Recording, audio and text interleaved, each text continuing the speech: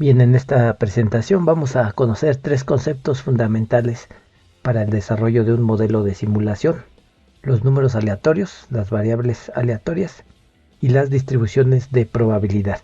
Primero hay que recordar que en este curso vamos a realizar la simulación de eventos discretos, entendiendo este concepto como el conjunto de relaciones lógicas, matemáticas y probabilísticas que integran el comportamiento de un sistema bajo estudio cuando se presenta un evento determinado.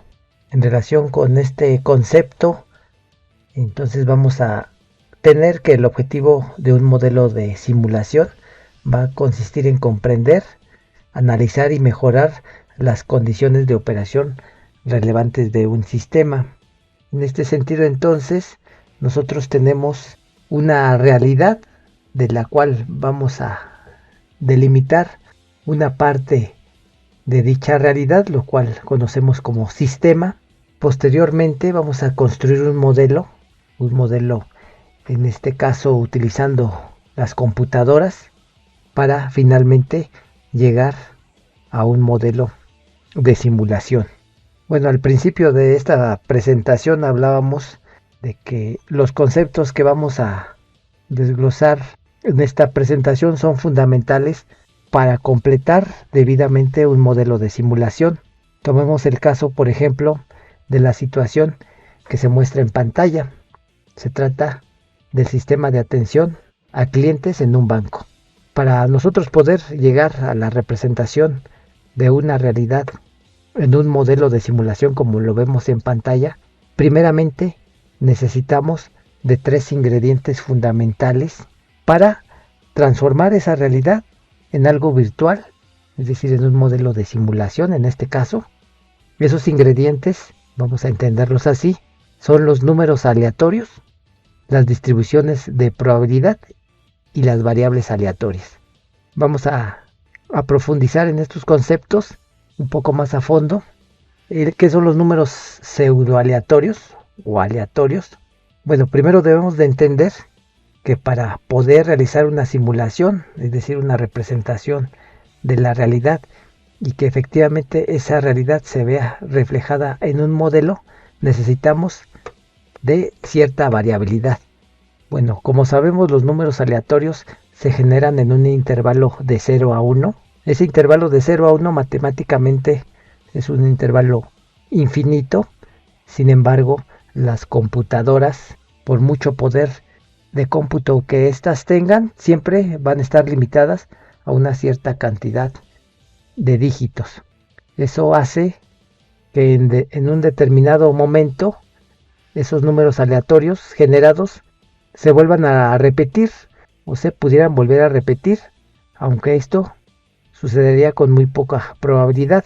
Es esta la razón de que llamemos a estos números en realidad números pseudo aleatorios, es decir, casi aleatorios.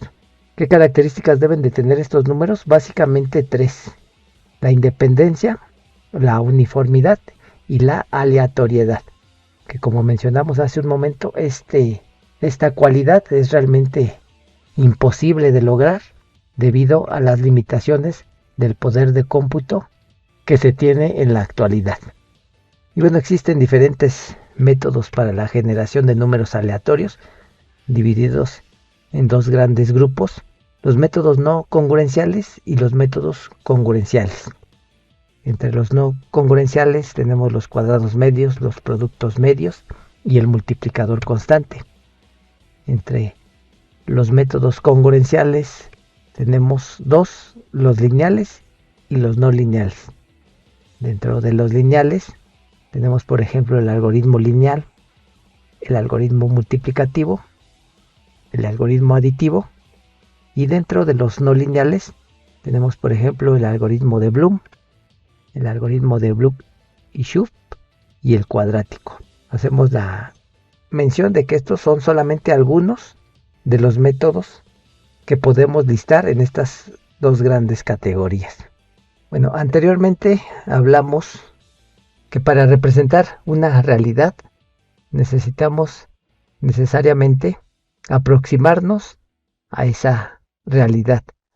Esa aproximación se va a conseguir construyendo un modelo en base a variables aleatorias que interactúen entre sí.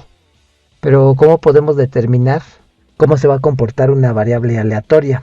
Bueno, para ello vamos a hacer uso de las distribuciones de probabilidad que en la diapositiva siguiente vamos a explicar.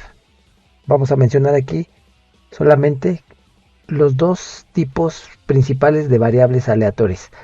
Las variables aleatorias discretas, que estas se refieren a características que solamente pueden ser entendidas mediante números enteros, como por ejemplo el número de personas, el número de vehículos, es decir, características que no es posible representar en la realidad mediante números fraccionarios. Y por otro lado, tenemos las variables aleatorias continuas. Estas variables sí se pueden entender mediante fracciones. Estaremos hablando, por ejemplo, de medidas de longitud, peso, masa, volumen, tiempo, etc.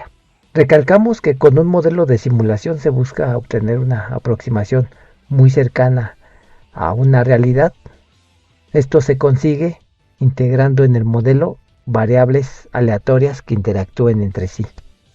El primer paso para generar un modelo de simulación es la obtención de datos. Esta obtención de datos de la realidad puede obtenerse a partir de dos fuentes principales: el muestreo en campo y los datos históricos. Posteriormente, ese muestreo o esos datos históricos, utilizando métodos estadísticos, los vamos a ajustar a una determinada distribución. Una de las distribuciones más comunes y que son mejor conocidas por todos es la distribución normal. Bueno, pues una distribución lo que nos quiere decir o lo que representa es el resumen, vamos a llamarlo así, de una gran cantidad de datos. En el caso de la distribución normal, los parámetros que la explican son la media y la desviación estándar. Entonces, a partir de esa media y de esa desviación estándar, a partir de esos dos solos números, se pueden explicar todos los datos que dan origen a esa distribución. Existen una gran cantidad de distribuciones asociadas a las variables continuas y discretas. Mencionaremos, por ejemplo, la distribución beta, la distribución normal, la distribución de Erlang, la distribución exponencial, la log normal, Poisson, Weibull, etc. Bueno, pues esto es todo. Muchas gracias.